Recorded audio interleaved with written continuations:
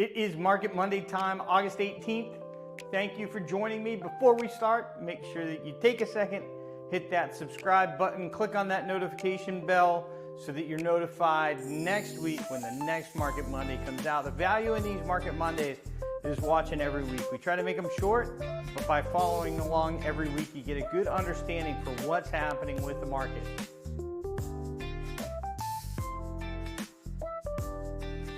Starting on the supply side, new listings year to date, 1,887, 61 new listings came on the market this last week. That's a little bit more than normal. So it had slowed down. Now it seems like inventory is picking back up.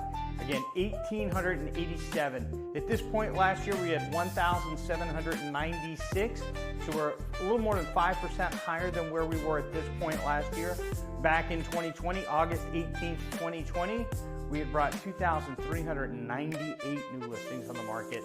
That is 21% more than what we have or experiencing right now. Current inventory, so new listings is just new property coming into the store, so to speak, right? Where property for sale, this is what is available right now if you're out looking. 841, that's up 7 since last week. So again, we brought like 60 new properties on the market, and we have 7 new properties as part of inventory to show for it. Last year at this point, so August 18th, 2024, we were at 869. So just 3.2% higher than where we are right now. Relatively the same. Back in 2020, August 18, 2020, we're at 1,633. That's about 50% more than where we are right now. That is the inventory side, the property listing side of the equation. Now the sales side, the demand side of the equation, pending sales 1,324 sales so far this year. Pending sales so far this year. That's up 36 from last week.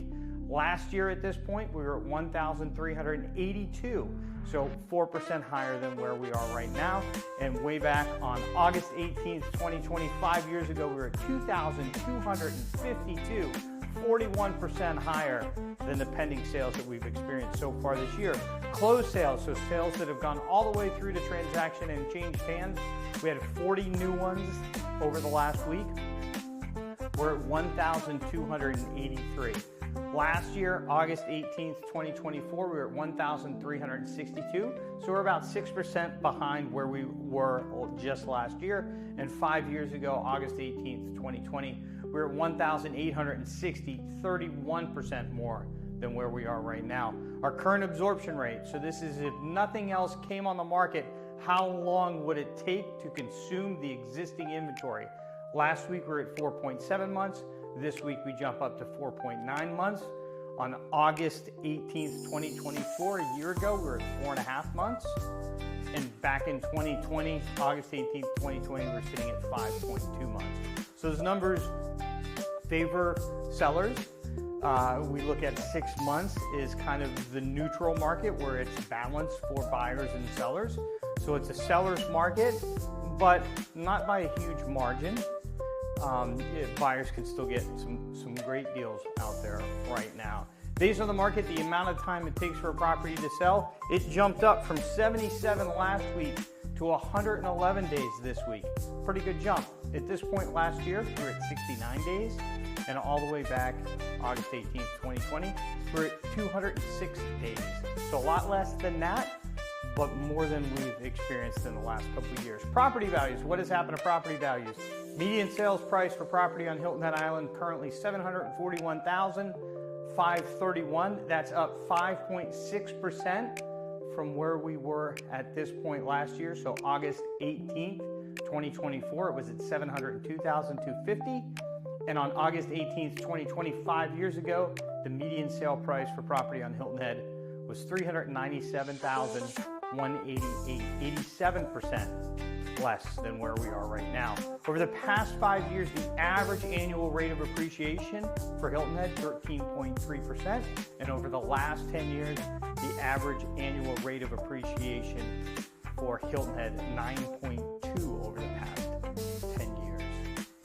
So what do you need to know? Hilton Head Island inventory is down about 3.2% year over year. Sales are down 5.8% year over year. Prices are up 5.6% year over year. And again, over the last 5 years, prices are up 13% average per year. Over the last 10 years, 9% average appreciation per year.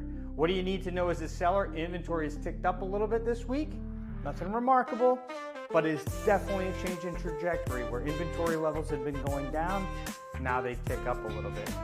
If you watch this regularly, you know that's normal for this time of year. End of the rental season, we'll generally see a slight uptick in properties coming on the market.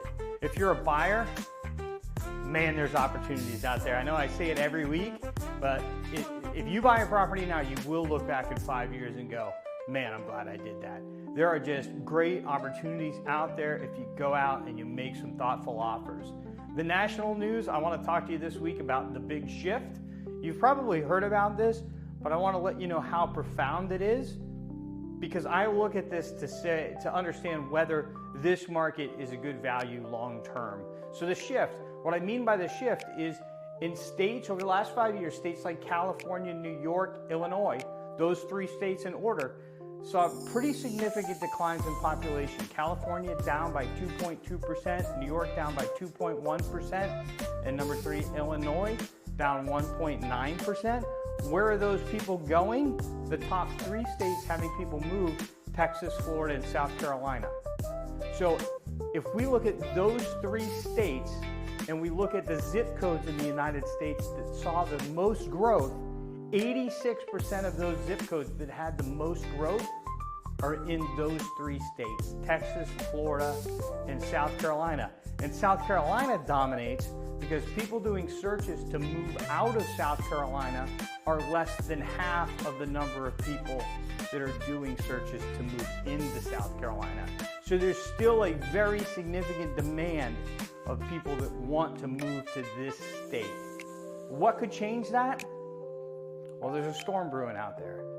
And I was just thinking about this over the weekend, how the end of August, beginning of September 2005, how the market changed basically overnight here on Hilton Head. And that was when Hurricane Katrina hit New Orleans.